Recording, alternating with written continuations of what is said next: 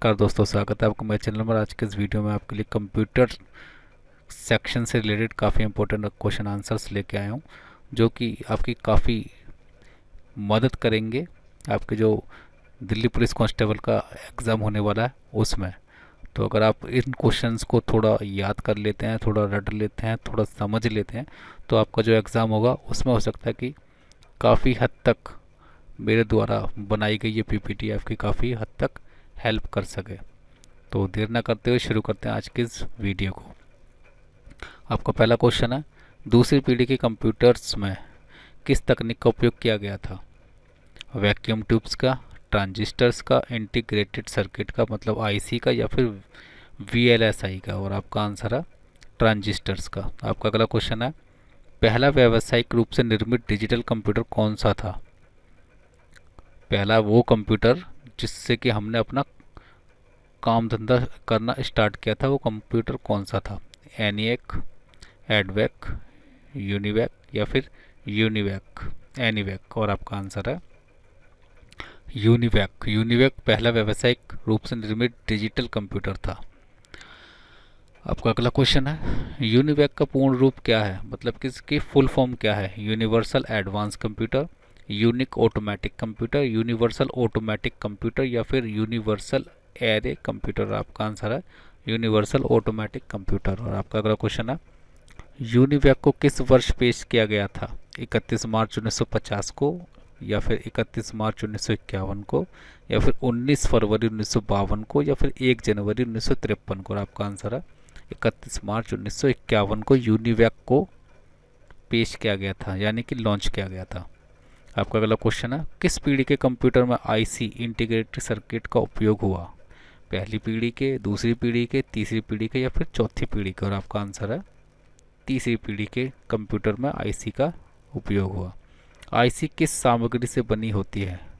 Germanium, platinum, तांबा, या फिर सिलिकॉन? तो दोस्तों अब मैं आपको बताना चाहता हूँ, जितनी भी हमारी आईसीज बनी होती हैं वो सिलिकॉन धातु की बनी होती हैं। आईसीज को किस नाम से जाना जाता है? Transistor chips, vacuum tubes, motherboard, या फिर सिलिकॉन चिप्स? और आपका आंसर है सिलिकॉन चिप्स। जो हमारी आईसी हैं उसको सिलिकॉन चिप्स के नाम से भी जाना जाता है। वैक्यूम ट्यूब्स का उपयोग किस पीढ़ी में हुआ था? पहली पीढ़ी, दूसरी पीढ़ी, तीसरी पीढ़ी, या फिर चौथी पीढ़ी? और आपका आंसर है पहली पीढ़ी। वीएलएसआई का उपयोग किस पीढ़ी में किया गया था? दूसरी पीढ़ी, तीसरी पीढ़ी, चौथी पीढ़ी, पांचवी पीढ़ी? और आपका आंसर है चौथी पीढ़ी। यूएलएसआई तकनीक का उपयोग किस पीढ़ी में हुआ था? तीसरी पीढ़ी, चौथी पीढ़ी, पांचवी पीढ़ी, या फिर छठी पीढ़ी? और आपका आंसर है पांचवी पीढ़ी।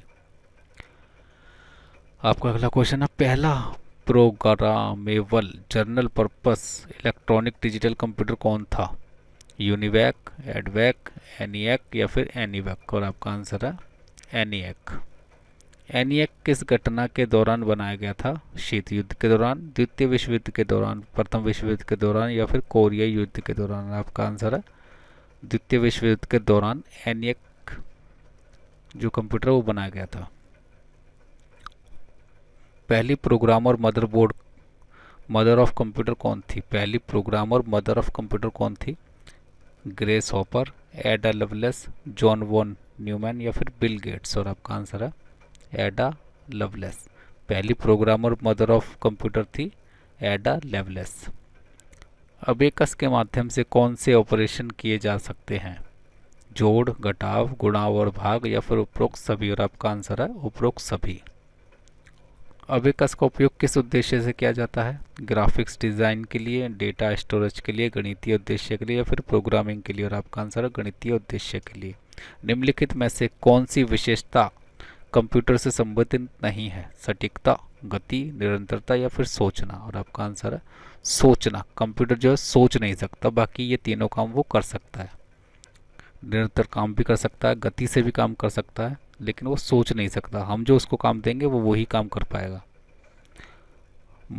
कंप्यूटर का कौन सा नकारात्मक पहलू है? उच्च गति, सटीकता, खुद का कोई आईक्यू स्तर नहीं होना, पर्यावरण की सुरक्षा? और आपका आंसर है खुद का कोई आईक्यू स्तर नहीं होना। मतलब कंप्यूटर की एक नकारात्मकता जो है वो ये है कि वो खुद का कोई आईक्यू स्तर नहीं रखता है, मतलब उसका कोई अपना माइंड नहीं होता है। हम जो उसको करने के लिए कहते हैं वो उसी चीज़ को हमें करके दे सकता है। कंप्यूटर से पर्यावरण को कैसे लाभ होता है? अधिक बिजली बचाता है, जटिल गणनाएं करता है, गर्मी कम पैदा करता है, कागज़ का उपयोग कम होता है। कागज़ का उपयोग कम होता है इसकी वजह से क्योंकि इलेक्ट्रॉनिक माध्यम से हम एक दूसरे को संदेश भेजते हैं, मेल्स के माध्यम से हम दूसरे को संदेश भेजते हैं, व्हाट्सएप के माध्यम से व्हाट्सएप हम लॉगिन कर सकते हैं कंप्यूटर पर, उसके माध्यम से हम जो है चैट वगैरह कर सकते हैं। कंप्यूटर पर काफ़ी सारे सॉफ्टवेयर्स होते हैं जिसके थ्रू हम अपना डेटा स्टोरेज कर सकते हैं, जैसे कि MS ऑफिस हो गया, MS एक्सेल हो गया। तो इसकी वजह से जो हमारा कागज़ का जो उपयोग है वो काफ़ी हद तक कम हुआ है कंप्यूटर से। का पर्यावरण को ये लाभ तो अवश्य ही पहुंचा है। तो इसका आंसर है कागज़ का उपयोग कम होता है कंप्यूटर की वजह से। कंप्यूटर को ठीक से चलाने के लिए क्या आवश्यक है? केवल सॉफ्टवेयर, बिजली और धूल मुक्त जगह, गर्म कमरा या फिर मानव हस्तक्षेप की कमी। और आपका आंसर है बिजली और धूल मुक्त जगह होनी चाहिए कंप्यूटर को ठीक से चलाने के लिए। अब तक कंप्यूटर की कितनी पीढ़ियाँ आ चुकी हैं? 4, 5, 6 या 2? और आपका आंसर है 5 पीढ़ियाँ अब तक कंप्यूटर की आ चुकी हैं। निम्नलिखित में से कौन सा आउटपुट डिवाइस नहीं है? स्पीकर, मॉनिटर, प्लॉटर या फिर स्कैनर? और आपका आंसर है स्कैनर। प्लॉटर का उपयोग किस लिए किया जाता है?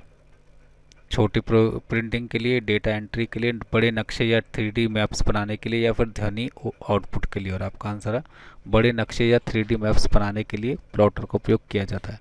कौन सा डिवाइस इनपुट और आउटपुट दोनों है? कीबोर्ड, माउस, प्रिंटर या फिर टच स्क्रीन? आपका आंसर है टच स्क्रीन। SSD का पूर्ण रूप क्या है? System storage disk, start state drive, solid state drive या फिर सॉलिड सिस्टम डिस्क? और आपका आंसर है सॉलिड स्टेट ड्राइव। SSD किस प्रकार की मेमोरी का उपयोग करता है? Spinning disk, magnetic core, optical memory या फिर फ्लैश मेमोरी? और आपका आंसर है flash memory. HDD data store करने के लिए किस मॉडल का उपयोग करता है? Flash memory, spinning disk, integrated circuit या फिर फ्लोटिंग गेट ट्रांजिस्टर? आपका आंसर है स्पिनिंग डिस्क। SSD डेटा कहाँ स्टोर करता है? चुंबकीय टेप, CD-ROM में या फिर इंटीग्रेटेड सर्किट में यानी कि IC में या फिर स्पिनिंग डिस्क में? आपका आंसर है इंटीग्रेटेड सर्किट्स में यानी कि IC में। SSD किस ट्रांजिस्टर मॉडल का उपयोग करता है? BJT मॉडल का, FET मॉडल का, फ्लोटिंग गेट ट्रांजिस्टर मॉडल का या फिर MOSFET मॉडल का? आपका आंसर है फ्लोटिंग गेट ट्रांजिस्टर मॉडल का। HDD की तुलना में SSD की मुख्य विशेषताएं क्या हैं? धीमी गति देता है, अधिक बिजली खपत करता है, तेज़ गति और कम बिजली की खपत करता है, केवल इलेक्ट्रिक चार्ज का उपयोग करता है? और आपका आंसर है तेज़ गति और कम बिजली की खपत करता है। कौन सा कंपोनेंट गणितीय और लॉजिक ऑपरेशन करता है? Control unit, register unit, memory unit या फिर ALU? और आपका आंसर है ALU, अरिथमेटिक लॉजिक यूनिट जो है वो गणितीय और लॉजिक ऑपरेशन करता है। ALU, arithmetic logic unit.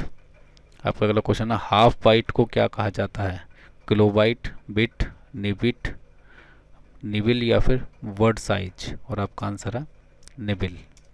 आपका अगला क्वेश्चन है डेटा की सबसे छोटी इकाई क्या होती है? निबिल, बाइट, किलोबाइट या फिर बिट? और आपका आंसर है बिट।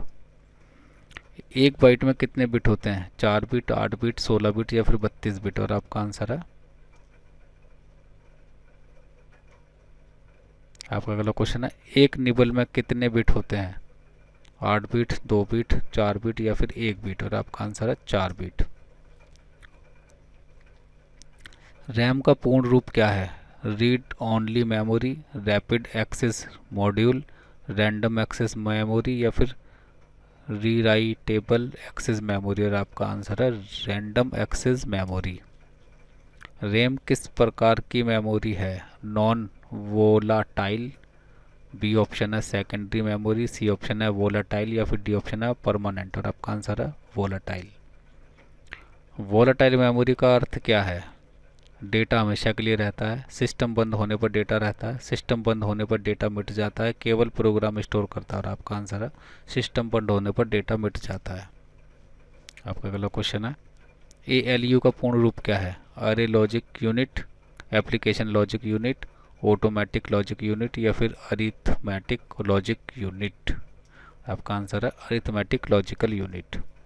आपका अगला क्वेश्चन है ALU CPU का कंपोनेंट है, यह कथन सही है? ALU CPU का कंपोनेंट है, क्या ये कथन सही है? क्या लगता है बच्चों आपको, सही है गलत है? केवल पुराने कंप्यूटर में होता था ये, या फिर केवल GPU में होता है? और आपका आंसर है सही है, ALU जो है वो CPU का कंपोनेंट है, ये बात सही है। आपका अगला क्वेश्चन है अस्थायी या वोलाटाइल मेमोरी कौन सी है? SSD, HDD, रैम, रोम? और आपका आंसर है रैम। आपका अगला क्वेश्चन है रैम के दो प्रकार कौन से हैं? कैश और मेन मेमोरी, प्राइमरी और सेकेंडरी मेमोरी, SRAM और DRAM, या फिर वर्चुअल और फिजिकल? और आपका आंसर है SRAM और DRAM। आपका अगला क्वेश्चन है कौन सा इनपुट डिवाइस नहीं है? कीबोर्ड, माउस, माइक्रोफोन, या फिर स्पीकर? और आपका आंसर है स्पीकर। आपका अगला क्वेश्चन है स्पीकर किस प्रकार का डिवाइस है? Storage device, input device, output device, या फिर प्रोसेसिंग डिवाइस? और आपका आंसर है आउटपुट डिवाइस है स्पीकर। आउटपुट डिवाइस क्यों है? क्योंकि हम इसमें जो साउंड होती है वो हमारे को बाहर सुनाई देती है, इस वजह से। कंप्यूटर सिस्टम में क्या क्या शामिल है? हार्डवेयर, पेरिफेरल डिवाइसेस, सॉफ्टवेयर, या उपरोक्त सभी? और आपका आंसर है उपरोक्त सभी। हार्डवेयर क्या होता है? अदृश्य होता है ये, केवल प्रोग्राम होता है इसमें, टेंजिबल होता है ये, या फिर एक्सटर्नल डिवाइस होता है ये? और आपका आंसर है बच्चों, ये क्वेश्चन मैं आप पे छोड़ता हूँ और कमेंट करके आप बताइएगा कि इसका आंसर क्या था। और आपका अगला क्वेश्चन है पेरिफेरल डिवाइसेस क्या है? आंतरिक CPU कंपोनेंट, बाहरी अटैच किए जाने वाले डिवाइस, ऑपरेटिंग सिस्टम, या फिर सॉफ्टवेयर प्रोग्राम? और आपका आंसर है बाहरी अटैच किए जाने वाले डिवाइस। सॉफ्टवेयर क्या होता है? टेंजिबल, इंटेंजिबल, जिसे छू नहीं सकते, या फिर हार्डवेयर, या फिर GPU? और आपका आंसर है इंटेंजिबल, इंटेंजिबल जिसे हम छू नहीं सकते। सॉफ्टवेयर सिस्टम का मस्तिष्क क्या कहलाता है? रैम, GPU, CPU, या फिर मॉनिटर? आपका आंसर है CPU। आपका अगला क्वेश्चन है SMPS किसे परिवर्तित करता है? हायर वोल्टेज DC पावर को, लोअर वोल्टेज DC पावर को, हायर वोल्टेज AC पावर को, या फिर अल्टरनेटिव करंट पावर को? और आपका आंसर है लोअर वोल्टेज DC पावर को। तो दोस्तों ये थे कुछ इंपॉर्टेंट क्वेश्चंस जो कि मैं आपके लिए लेके आया था, और ये काफ़ी मददगार हो सकते हैं आपके दिल्ली पुलिस कांस्टेबल के एग्ज़ाम में। तो सीरियस होकर इस PPT को देखिएगा, सीरियस होकर पढ़ाई कीजिएगा, सक्सेस पाइएगा, और चैनल को सब्सक्राइब कीजिएगा, बेल आइकन को हिट कीजिएगा, क्योंकि ऐसे ही वीडियोस हमारे चैनल पर आपको शाम को 6 बजे डेली बेसिस पर मिलते हैं। और मिलता हूँ एक नई वीडियो में, तब तक के लिए नमस्कार।